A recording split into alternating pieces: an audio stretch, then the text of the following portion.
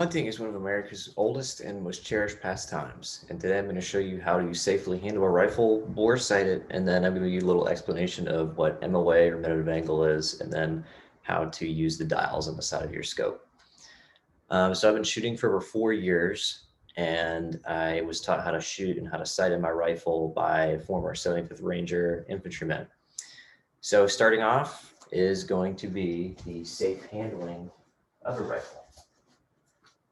First things first, you're going to want to take out the magazine and ensure that the chamber is empty.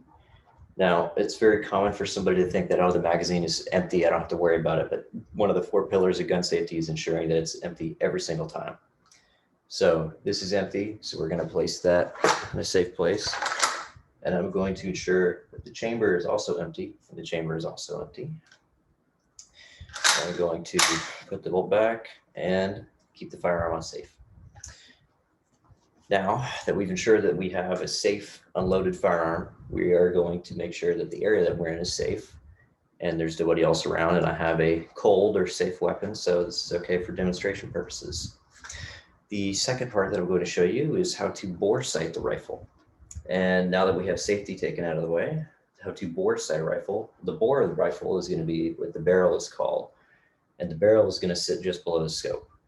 So what we're going to do is we're going to take the bolt out of the weapon, and we're going to put the bolt in a dry, clean place.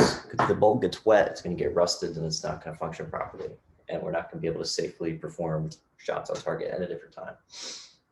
So now that the bolt is released, you'll see that there is no bolt in the firearm. The bolt is in place of the bore. And now the bore, what you're going to do, the scope sits about an inch, maybe an inch and a half above the bore. And you're going to ensure that you have a safe location. And you're going to look through the bore at a target about 25 meters away. And then through your optic, you're going to ensure that your reticle sits at about the same place. And normally you wouldn't have the rifle on there or the scope on there already, but I already have this one sighted. So now that we have the reticle and the bore roughly in the same place, that is when you tighten the X nuts on top of this. So bore sighting is basically a quick and easy way that you want to make sure that the scope is sitting in the right place. That way you're not firing and it's all everywhere. That comes before you want to sight in your rifle, just to make sure that the reticle is in the right place. Now that that's done, going off from the bore, now that our rifle scope is sitting in the same place, we're going to talk about actually sighting in the rifle. Now, usually at this point, this is when we take our first shot and sort of see where it is on our target. And now when you measure targets, you're going to want to measure them in minutes of angle or MOA. Now, most scopes are going to be, 4x24, 4x14, 2 to 14 MOA.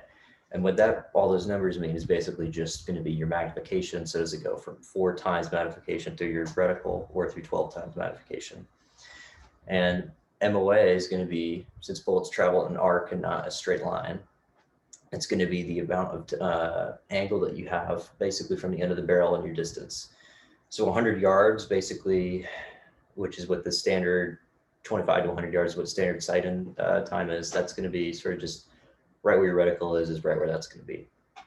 So let's say that you've taken your first shot, which means you're going to put your bolt back in, and it's going to still be unsafe. You take your shot. Now, once you've taken your shot, the piece of paper is going to have 1-inch grids on them. The 1-inch grids are going to be what we're going to call for our MOA. So now that we have our MOA, the dials on the side of the scope are going to be either in 1/4 inch or 1/2 inch of MOA, which is basically an inch. Now MOA is like 1.3 or 1.0017, some crazy number. Now for ease, 1 inch is what the majority of people use. So now that you have your shot fired, the round lands is going to be somewhere where you're going to be aiming for like a middle of a target. And let's say it lands 2 inches to the bottom and 2 inches to the left. Now that means on your dials, on your scope right here, since I have 1/4, that's going to be 8 clicks to the left and 8 clicks to the right. And since this is already sighted in, I'm not going to sight it in again, but the dials are a pretty easy way to make sure that you can sight it.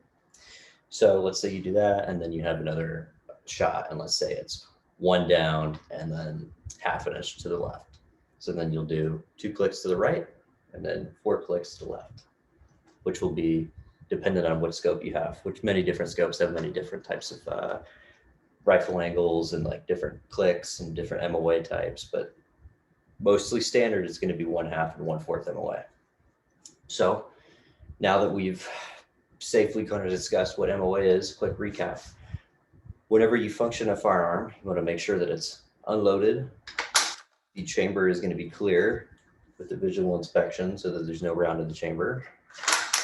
And the rifle is always going to be on safe. And now that we've safely taken care of that, I'm going to put it back in case, for instance, or somewhere from there. Now, hunting is one of the most spiritual and sort of bonding things that anybody could do with their children or anybody target shooting even.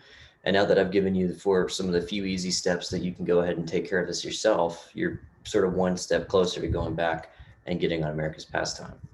And now that hunting is sort of coming back in a rival again, because everybody's worried about their food and everybody's worried about how are they going to eat? Where am I going to sustain myself? Now that you are able to safely handle a firearm, bore sight it and sight it, you're now able to provide for yourself, and you're 2 steps closer to actually going out and hunting yourself. Thank you.